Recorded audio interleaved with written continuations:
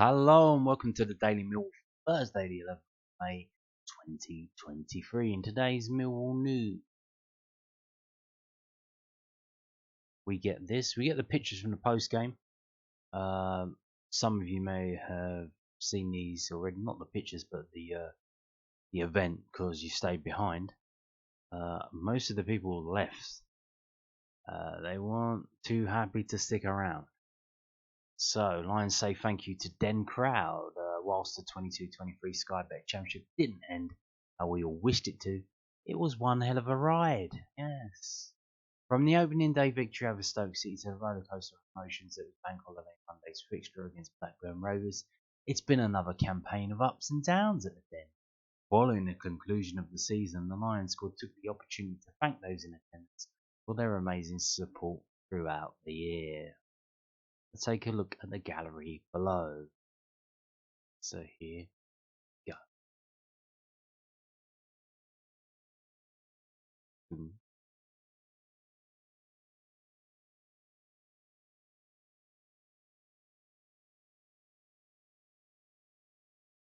I think there's as many Blackburn fans stayed behind as there's some fans in the West Upper.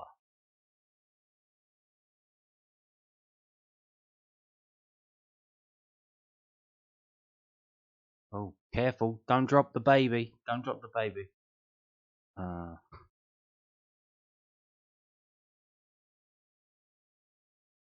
So he handles that baby better than he handled those shots from back there.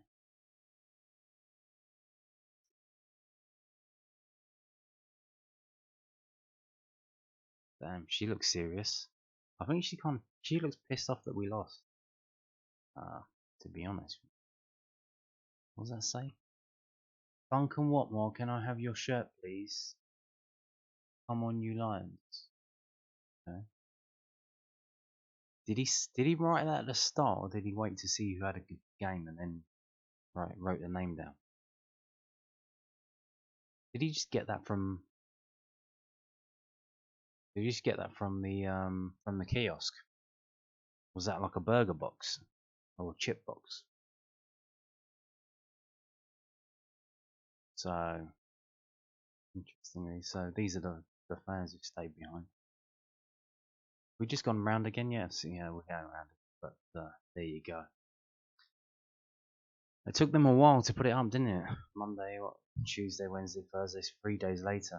Obviously, I think everyone's shell shocked, even the ones at the club, about not only what happened but how it happened.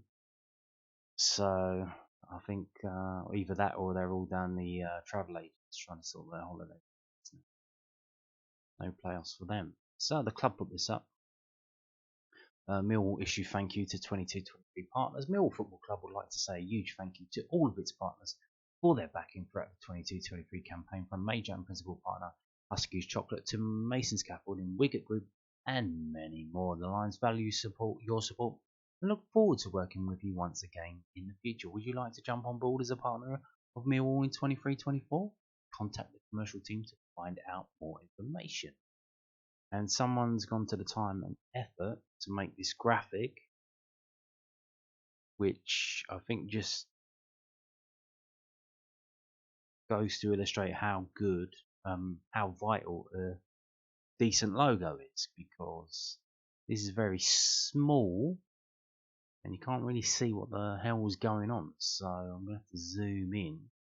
This is all they put out. Like, you could have done with doing like a list with the names and then a link next to it to the company's website, but they do that. But I'm gonna have to zoom in. I don't know about you, my eyes ain't that anymore. So let's zoom in, enhance. So what have we got? We've got Husky Chocolate, Hummel, Mason's Scaffolding, Wicket Group, iPro, Score Hero, So Rare or Sorari, Carlsberg, J&P Servicing, Luke, RDI Solutions, Sean Haney Scaffolding Construction. It's like an eye test. This is the further down you go, the smaller they get. Champions Travel, Grange Travel, Service Graphics, Social Solutions Eco, or is it SS Social Solutions Eco? IPEX, what was that? PJF, Specialist Demolition and Asbestos Consultancy, Sphere Group, Auto Solution Sprinkler, Datacars. Datacars, are they still going? Damn, Datacars. Hamilton Robertson Insurance Brokers Limited, Erin High T, ICS Legal. Oh God, what does that say? Immigration and Van Specialists, Van Speakers, InsureEasy.co.uk, Maple Carmetry, Nuffield Health, Turmeric Co, AES, and then AES. Oh God, Alphabet Equipment Supplies. Is that the same? Are they both the same AESs? All Type Pumps Limited, AGL. Is that a G there? I assume it's a G. Or is it just an O with a smiley face on it? Black Cab Heritage Tours. Sounds like fun. Bristol Street Motors, Burnhill Kitchens, David Andrews Construction Limited, Explore Marketing. Now, what the hell is this? Is this GGT or GCT? Whoever they were established in 1997. Gloucester Dynamic Driven MEP, Hotelligent, Howdens, IDSL Imperial Ductwork Services Limited, March Safety Training Limited, Matchworn Shirt, Metroflooring.co.uk, Nicholas James, Health and Safety Solutions Limited, Regal Elevators, and Lift Construction Limited? Lift Constructions? Selhurst Timber and Builders Merchants, TP, which I think that's the logo for Travis Perkins, I'm not too sure, and TFS, I have no idea, I can't even read what the fuck that says around the outside of that. I think it's the underneath is a postcode, SE16. No idea what that is. Something fire and security, fire and safety. Jesus Christ, it's like being at the opticians. Yeah, like I said, they could have done a list, had links next to it, but hey ho. Now, going back here, so back on millwallfc.co.uk, Jake Cooper reaches 300 appearances. Yeah, Jake Cooper reached 300 Millwall appearances on the final day of the 22-23 season. I'm sure he's going to remember that one for the rest of his career. Since making his Lions debut at Bradford City on Saturday, the 21st of January 2017, towering centre-back has become an integral figure in the club's operations, also sharing the on-field captaincy with Sean Hutchinson. Coops has many memorable moments in the Millwall shirt, comfortably in the bank, including scoring 2 last-gasp goals at Bramall Lane against Sheffield United and finding the back of the net in the famous Emirates FA Cup victory over Everton in SC16. It's an honour to play as many games as I have for a club like Millwall, Cooper told millfc.co. I've enjoyed every minute of it. It's gone very fast. However, I never would have thought I'd play out 300 games. But I've got so many great memories. A couple of goals away at Sheffield United have been lovely. Plus, I was involved in the promotion side from one. They stick out as the most memorable times. Well, here's to many more, Coops. Indeed, here's to and they've got some highlights from his career. Should we just have a quick look through these? Some lovely kits there, huh?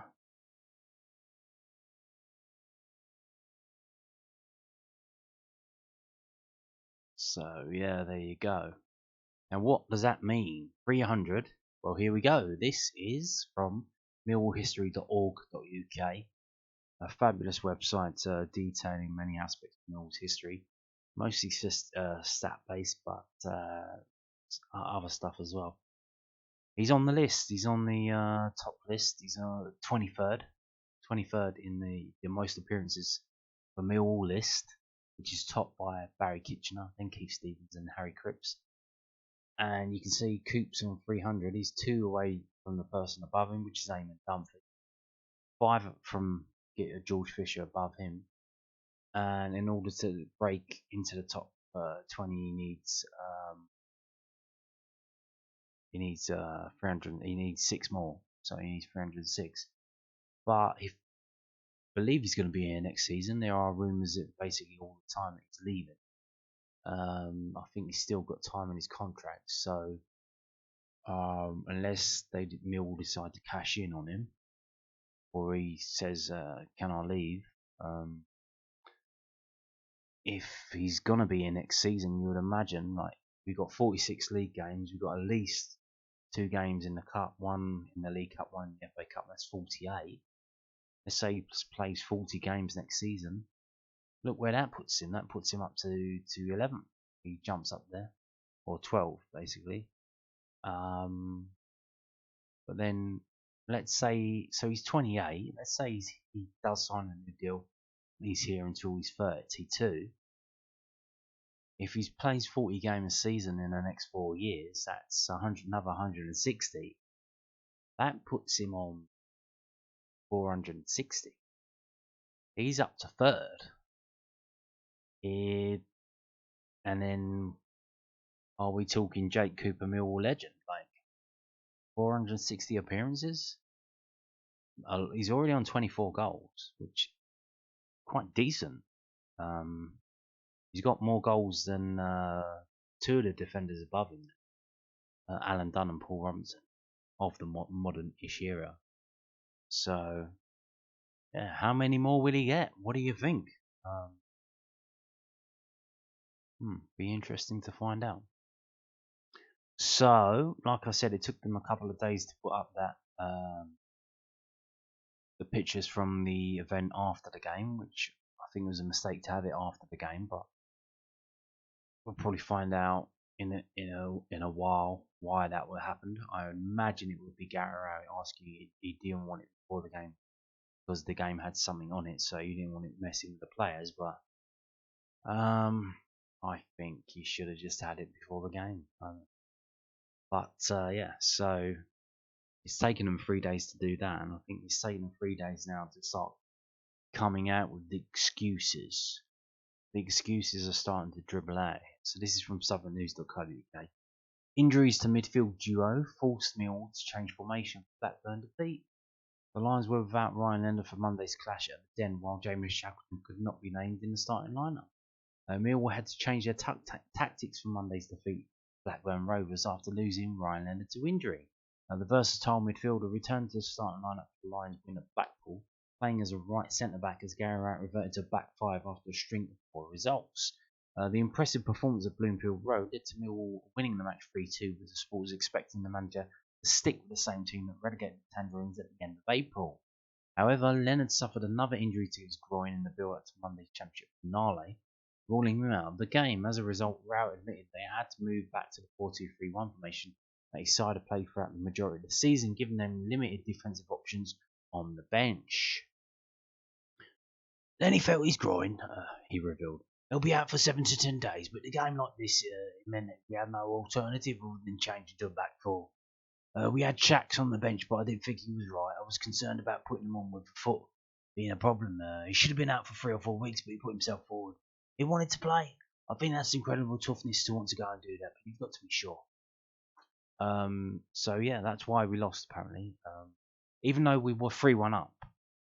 So we were playing well enough to go 3-1 up.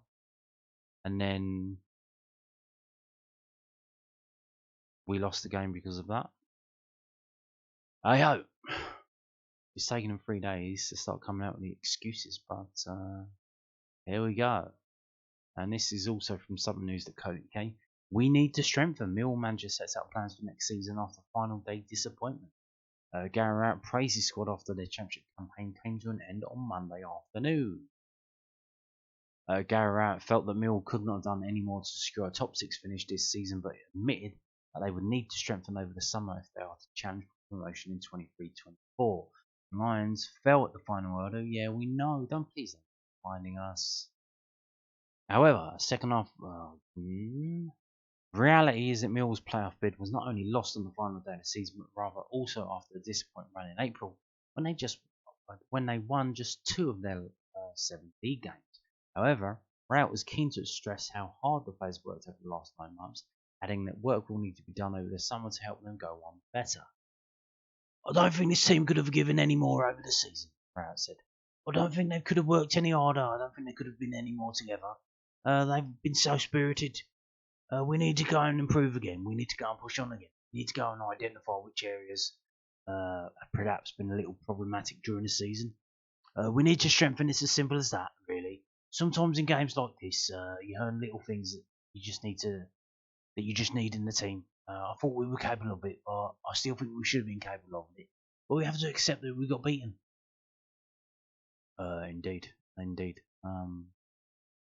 Doesn't help that your defenders keep getting injured. We're injured, Murray Wallace injured, Ryan Leonard injured, various other injuries. So yeah, and George Long, what's that about?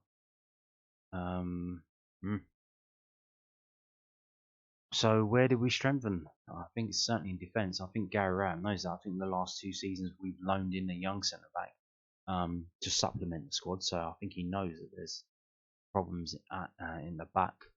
Brought in Danny Ballard and we brought in Charlie Cresswell. They both worked out brilliantly.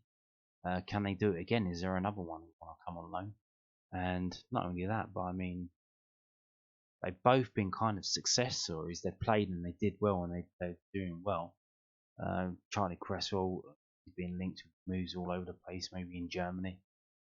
He's done pretty good. So, but can we do it again? 3rd time? Can we do it 3 years in a row? I don't know. Do we just sign permanent players? I thought it was interesting that the club put up a graphic today on Twitter, was thanking all of the loan players, saying, "Oh, thank you very much. Go back to your clubs and all that." But we had an option on Callum Styles, so are they not exercising that? Or I think that someone said that it depends if Barnsley get promoted. If Barnsley get promoted, then I think they're in the playoffs. They want to keep him because they've got another year. They signed him for another year before they loaned him to us. So maybe the option is if Barnsley are still in League One. So I think they put the salary cap on, or maybe they scrapped that. But there was plans to put salary cap on League One. So there were quite a handful of players who got loaned from League One to Championship.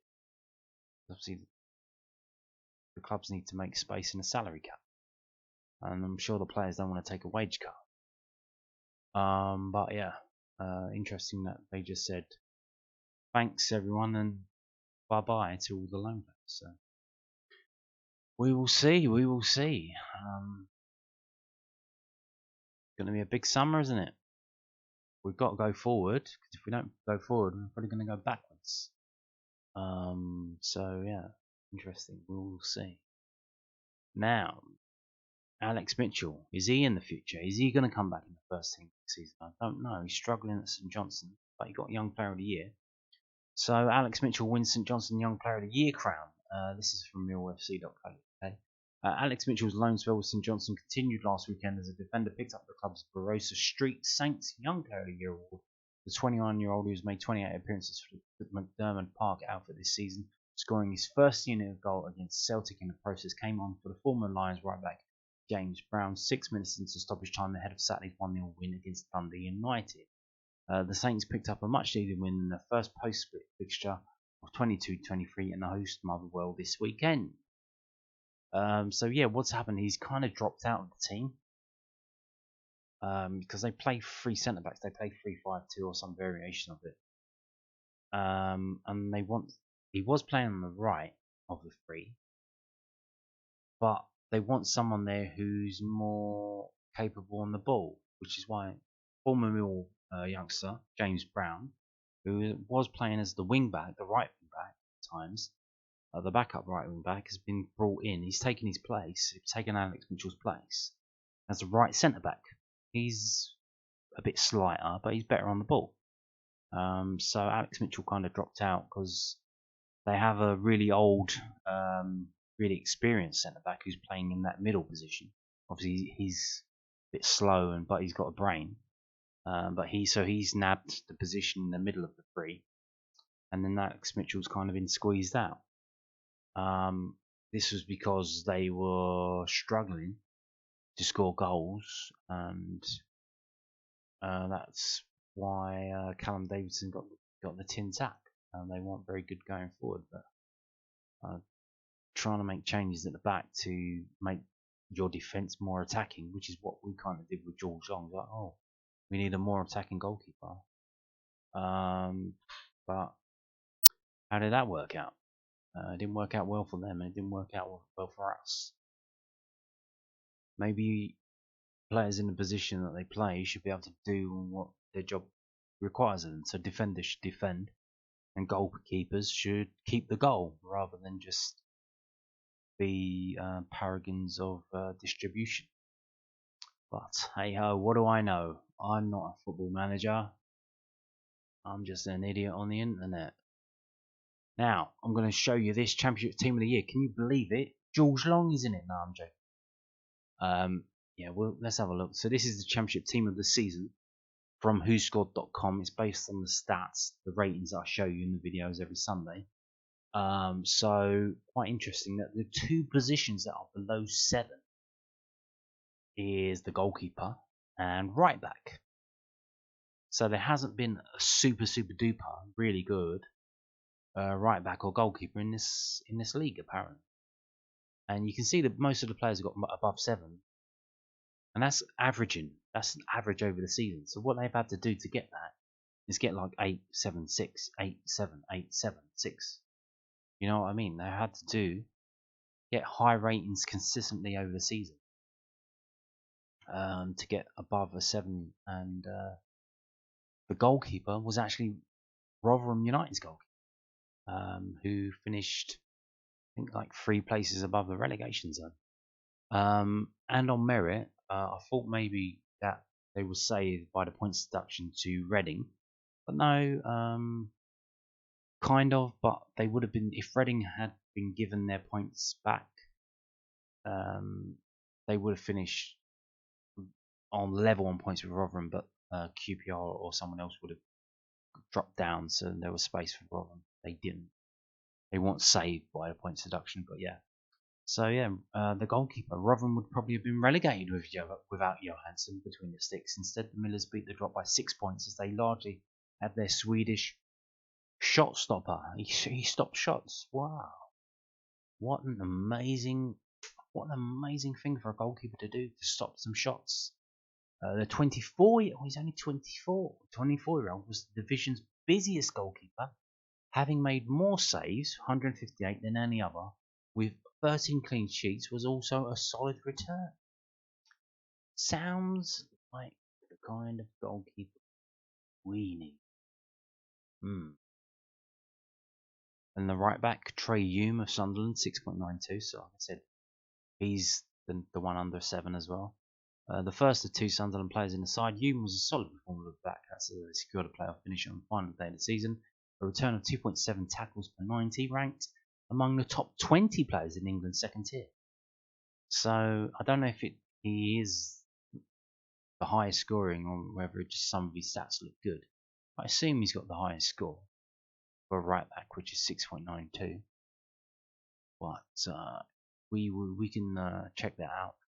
So obviously, I won't bother today, but on Sunday, when I have to make a stats video, because there's not really any news on a Sunday, I'll probably go through Millwall's squad and their rankings on whoscored.com and what they did. And also, at some point, I need to make a video about, obviously, before the season started, I made a tier list of where I thought every team would finish in the league.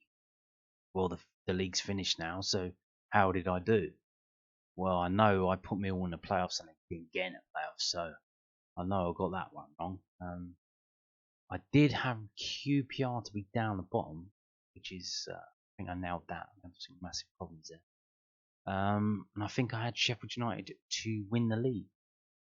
But yeah, well, I'll have to go back and look. That was from August or July, wasn't it? The season started July because of the World Cup. So yeah, that's happening on Sunday. That'll be fun. Come back and have a look at that and see what you think. And on that note, thank you for watching.